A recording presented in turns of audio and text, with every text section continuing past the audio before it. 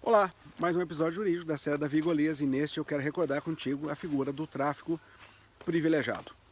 A figura que recebeu esse nome, tráfico privilegiado, é aquela que está lá no 33, parágrafo 4º da Lei de Drogas. Trata-se, a efeito de natureza jurídica, de uma causa especial de redução de pena, aquela que vai incidir na terceira fase da dosimetria do critério trifásico de Hungria. Temos ali uma redução de pena de 1/6 a 2/3, quando o agente é primário, de bons antecedentes, não integra a organização criminosa e não se dedica a atividades criminosas. Nós temos ali a exigência de requisitos cumulativos. Obrigatoriamente precisa ser primário, ter bons antecedentes, não integrar a organização criminosa e não se dedicar a atividades criminosas. Tivemos um problema no que diz respeito ao requisito da organização criminosa. Ele não pode integrar a organização criminosa para receber essa redução de pena. A questão é, qual é o conceito de organização criminosa? Desde quando nós passamos a ter organização criminosa? Eu convido você a assistir, procura nas minhas playlists aí, um episódio em que eu trato da evolução do crime organizado no Brasil. Eu te mostro todas as fases do crime organizado no Brasil. De qualquer sorte, é possível afirmar que esse requisito só será implementado a partir da lei Accioli.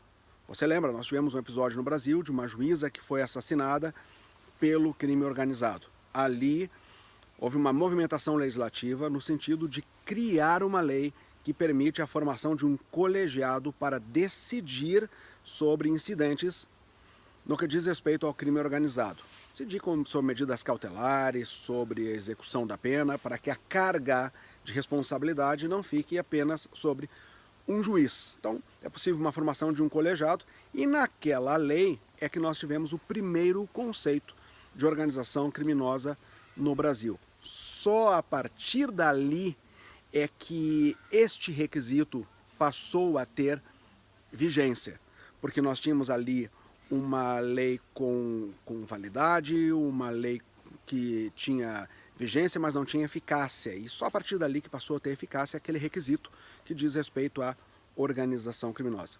De qualquer sorte, esse dispositivo que trata do tráfico privilegiado diz, na sua redação original, que é proibida a conversão da pena em restritiva de direitos, da pena privativa de liberdade em restritiva de direitos.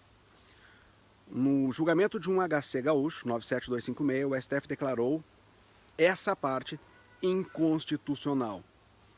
Tanto desse 33, parágrafo 4º, quanto do 44 da Lei de Drogas, no que diz respeito à vedação de conversão de pena privativa de liberdade em restritiva de direitos, o STF declarou inconstitucional.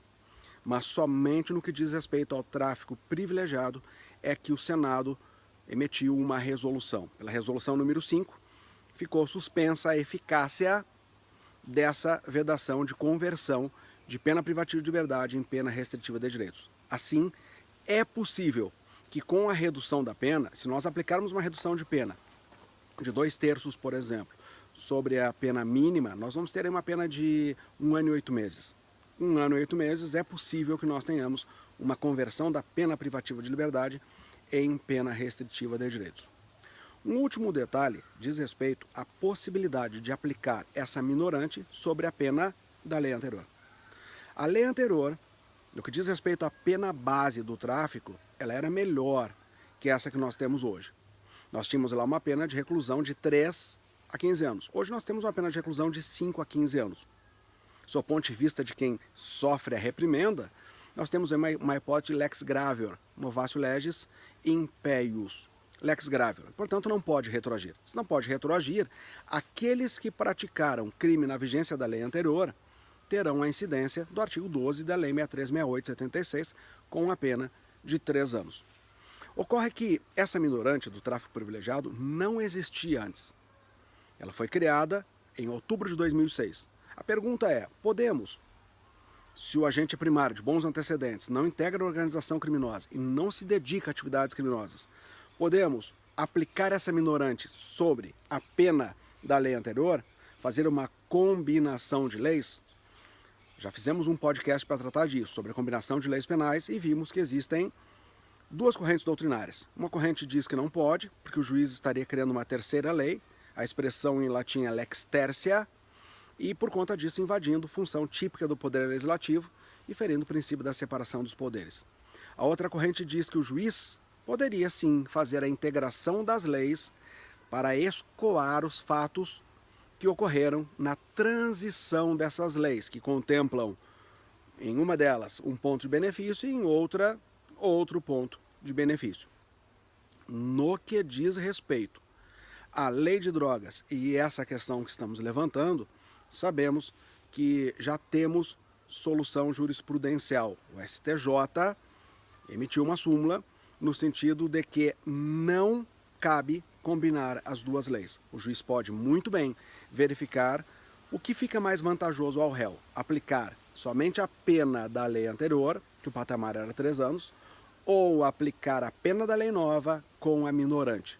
Vejam, doutores, que se o juiz aplicar a pena da lei nova, 5 anos, com 2/3 de redução, vai chegar a uma pena de 1 ano e 8 meses. Então, é melhor realmente que aplique a pena da lei nova com a minorante. Agora, se o juiz decidir aplicar somente o menor redutor, 1/6, teríamos aí uma pena de 4 anos e 2 meses. Com 4 anos e 2 meses, é mais vantajoso realmente aplicar somente a lei anterior. Então vem um recado muito claro aí de que não cabe combinação de leis, caberia no máximo o juiz verificar, cotejando as duas situações, qual seria mais benéfica ao réu e aplicar a ela.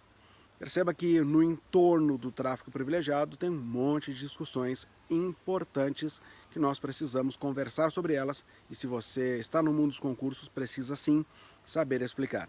Se você quiser outras dicas rápidas como essa, você encontra no meu canal no YouTube e também encontra no meu site uma possibilidade de me encontrar em outros lugares, de consumir principalmente em áudio, em podcast, diretamente no seu celular, de forma gratuita, quantas vezes você quiser. E é possível que você também encontre um mapa mental sobre os temas todos que nós vamos tratando nesses podcasts. Tudo lá no daviandré.com.br, na aba Convidados. É um grande prazer estar com você, ou em vídeo ou em áudio. O importante realmente é essa companhia, isso que dá força para nós continuarmos. Um grande abraço, até o próximo episódio, se Deus quiser.